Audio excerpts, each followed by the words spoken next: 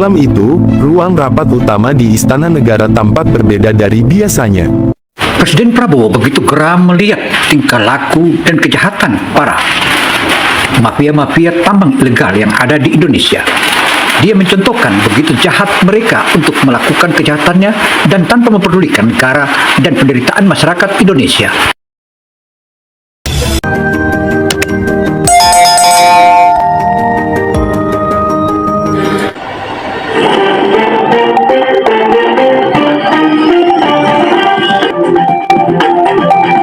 Gino Motivator menyajikan berita-berita dan kisah-kisah sedih yang memberikan kita motivasi.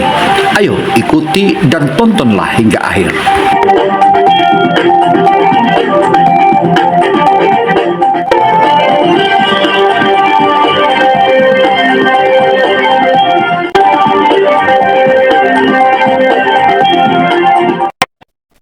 Jumpa lagi dengan Gino Motivator. Televisi Indonesia kali ini menyajikan tentang pemberantasan tambang ilegal di seluruh Indonesia, terutama di Kalimantan.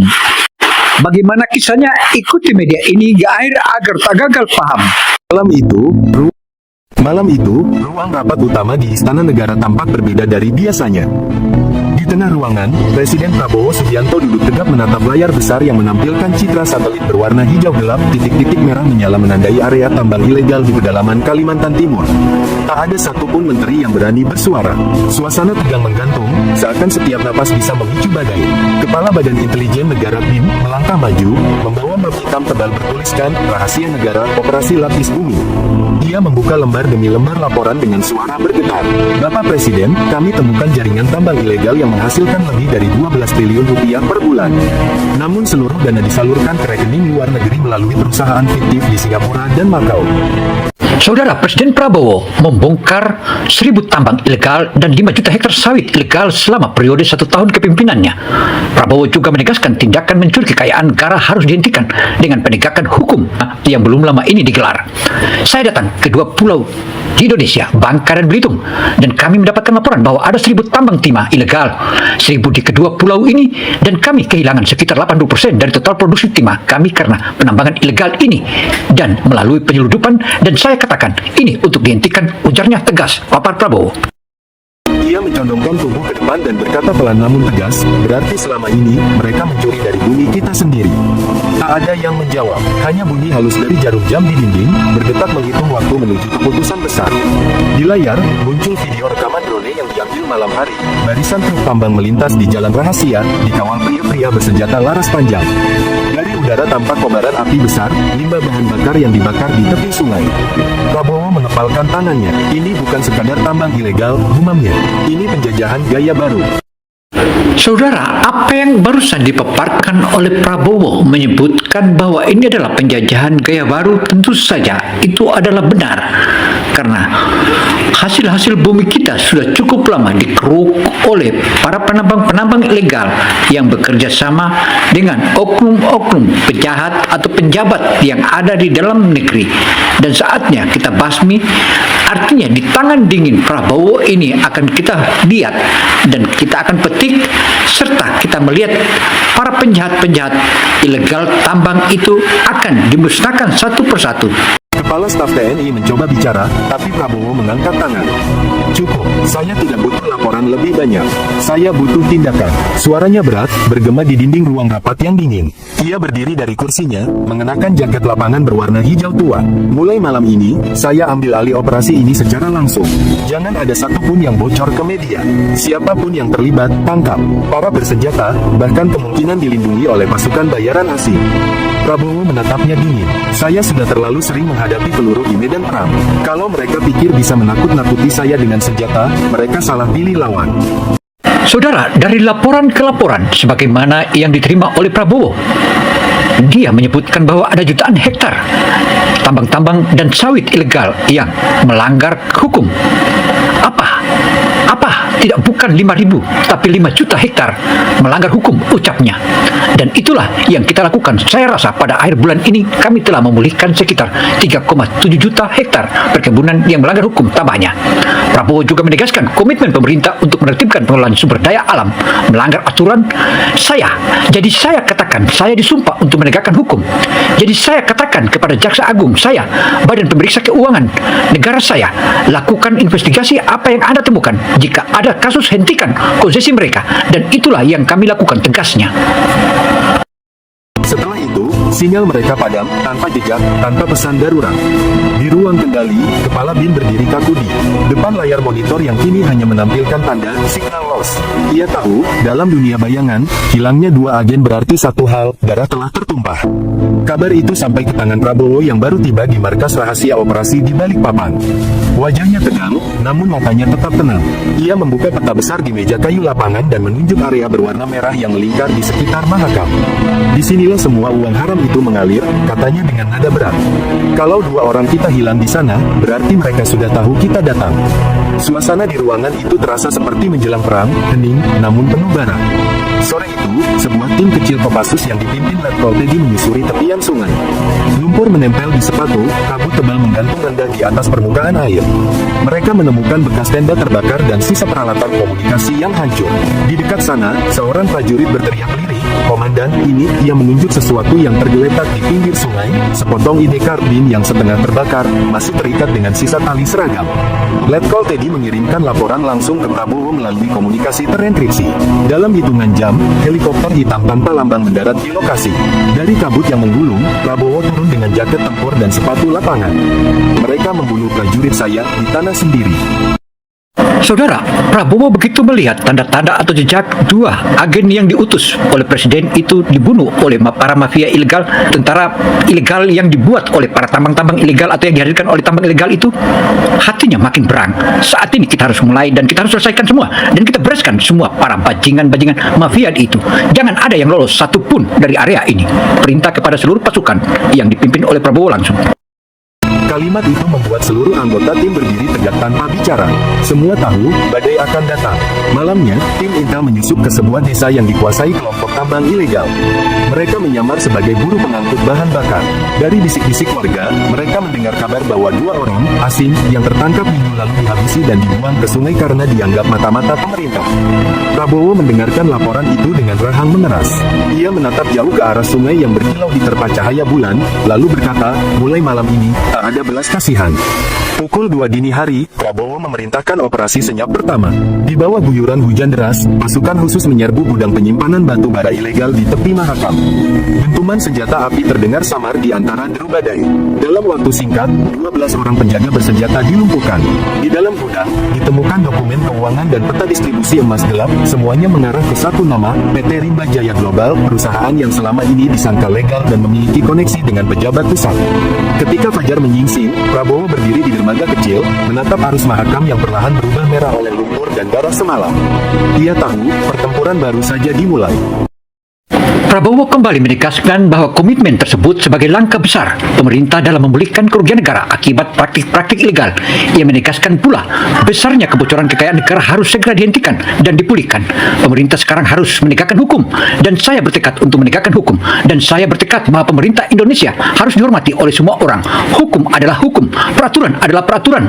Mereka yang melanggar hukum harus berurusan dengan hukum. Sesederhana itu maksud saya. Kita memulihkan banyak aset secara efisien, lanjut Prabowo sembari mengingatkan kepada publik tanah air.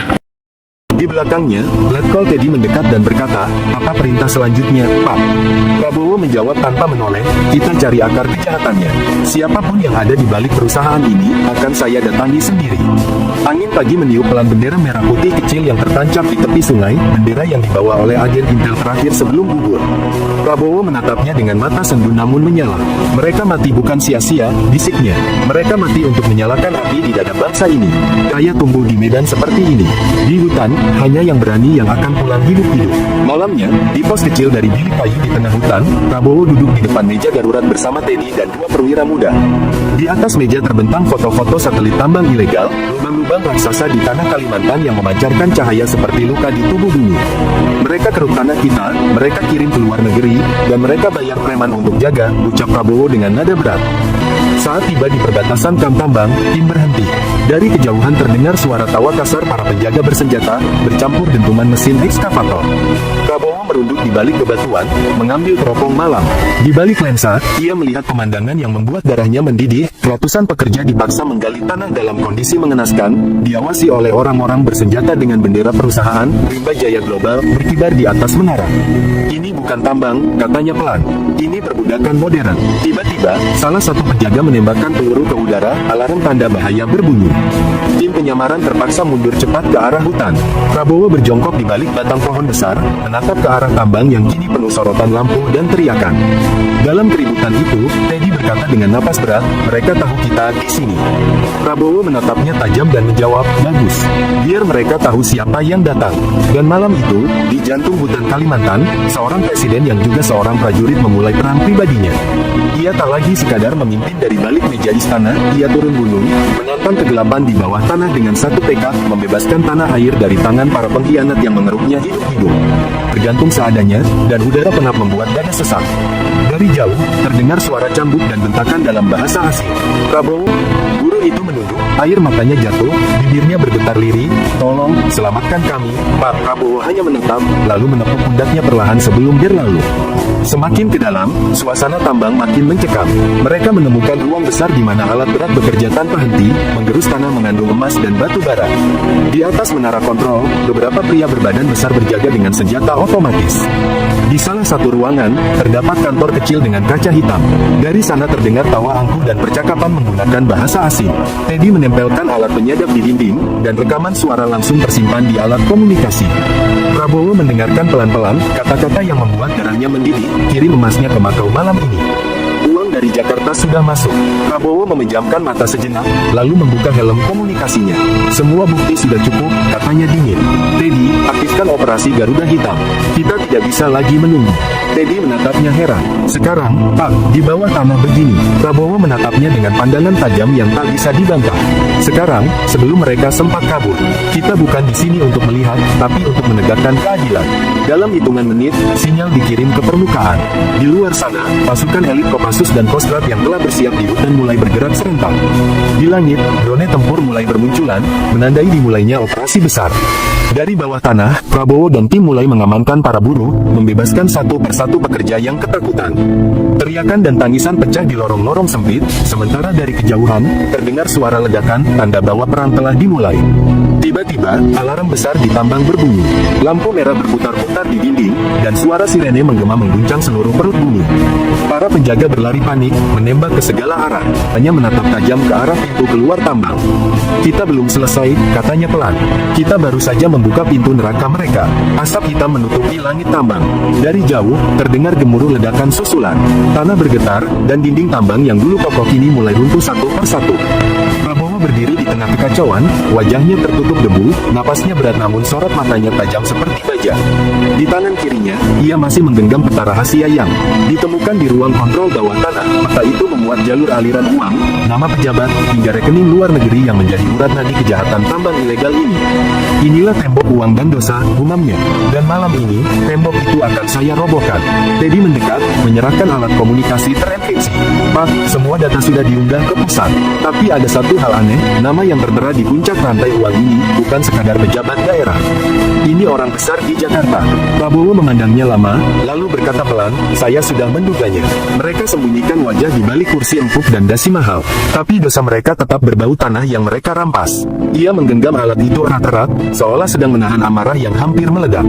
Sementara pasukan Kopassus mengevakuasi para buruh dari perut bumi, Prabowo dan tim kecilnya menuju ruang kontrol utama. Di sana, monitor-monitor menampilkan data transfer keuangan yang terus mengalir ke luar negeri. Setiap hari, miliaran rupiah keluar dari tanah ini tanpa jejak, ujar Teddy. Dan semuanya dikendalikan lewat server di Jakarta. Prabowo menatap layar itu tajam, kemudian menekan tombol shutdown dengan tangannya sendiri. Tidak lagi, katanya pelan namun tegas.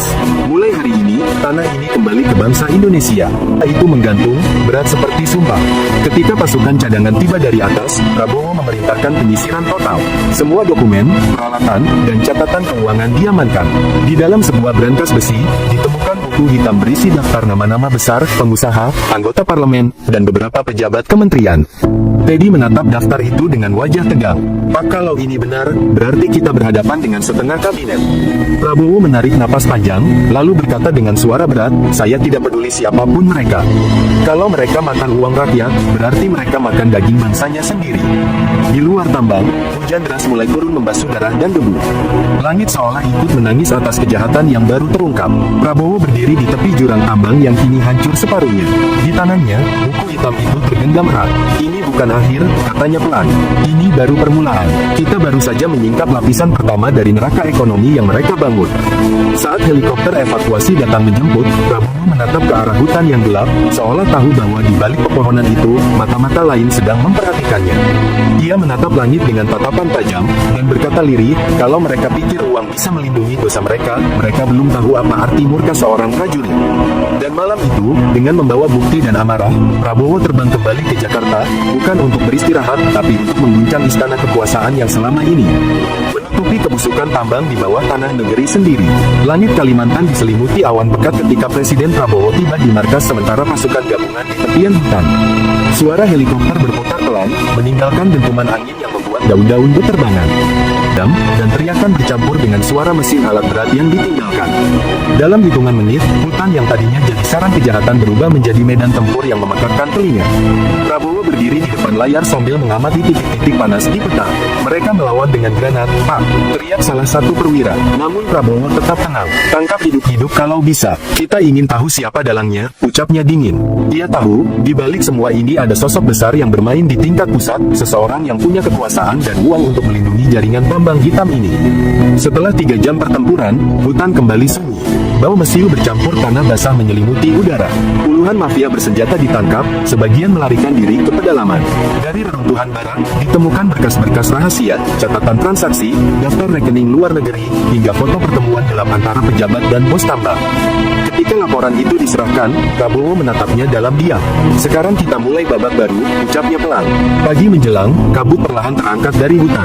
Prabowo berjalan sendiri di jalur bekas tambang, menginjak tanah yang hitam karena batu bara dan darah. Presiden Adrian Lim adalah pengusaha besar.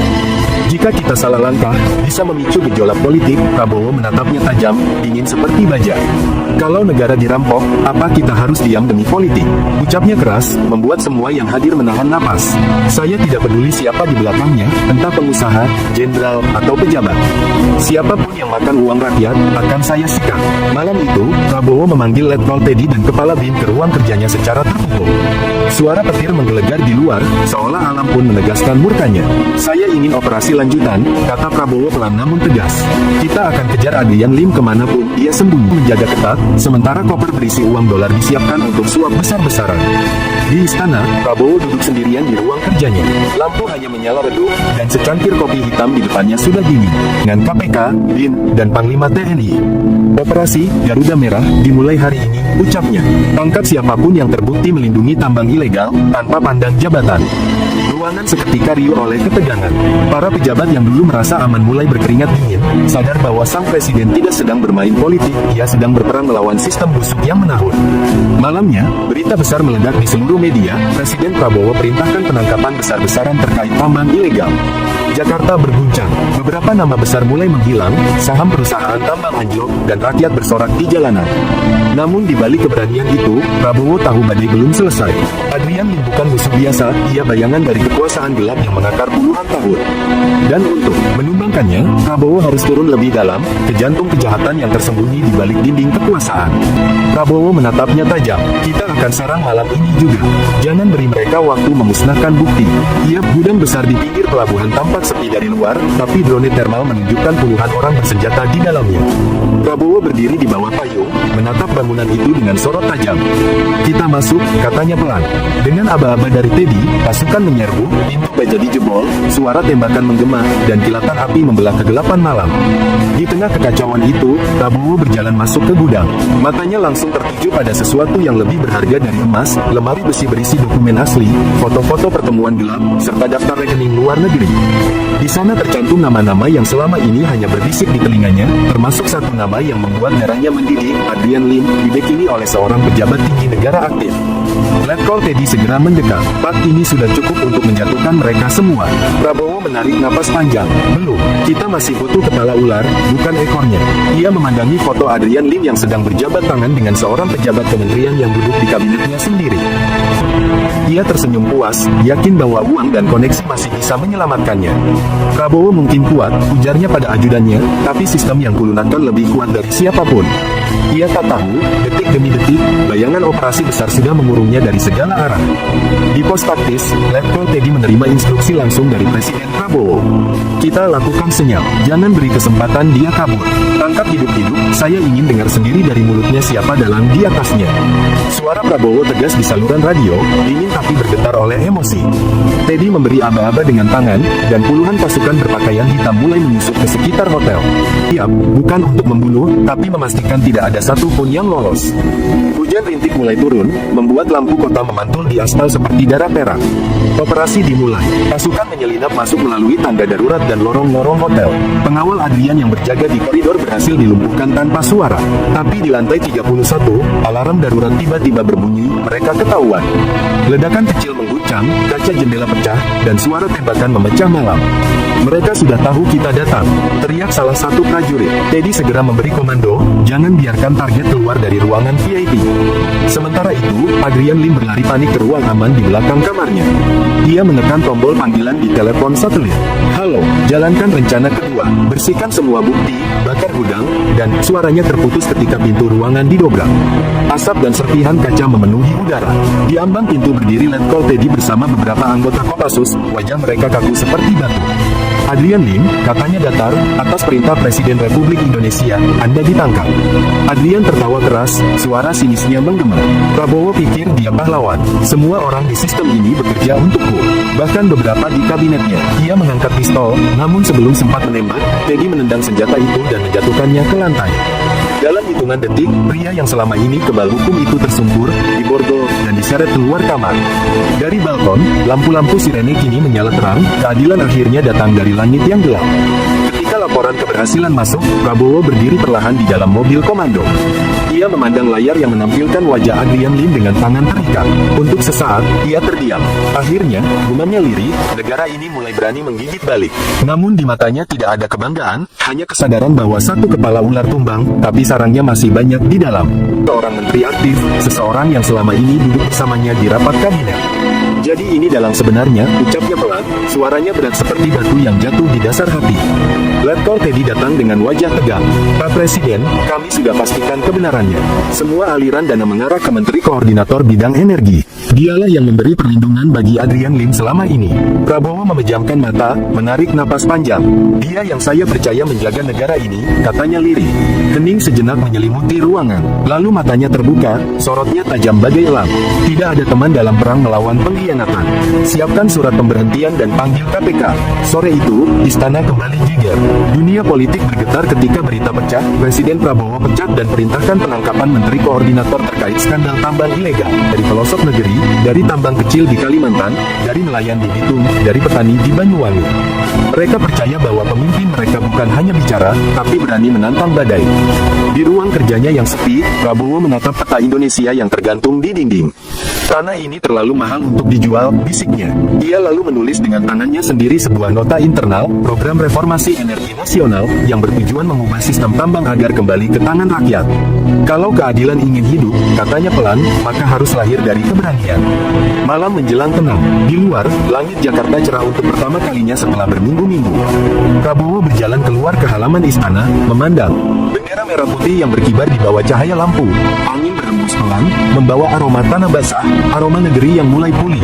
Ia menatap ke langit dan berucap lirih, tugas belum selesai, tapi malam ini, Indonesia menang. Saudara, mafia tambang memang adalah sekelompok orang ataupun kalangan mafia yang seharusnya dibereskan dan dibereskan.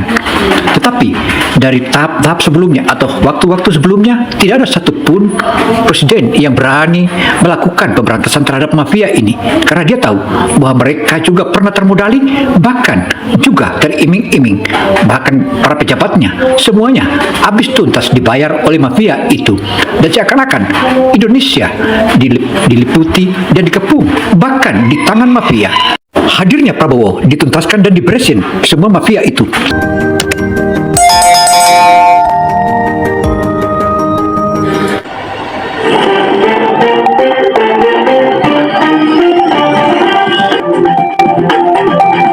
Gino Motivator menyajikan berita-berita dan kisah-kisah sedih yang memberikan kita motivasi. Ayo ikuti dan tontonlah hingga akhir.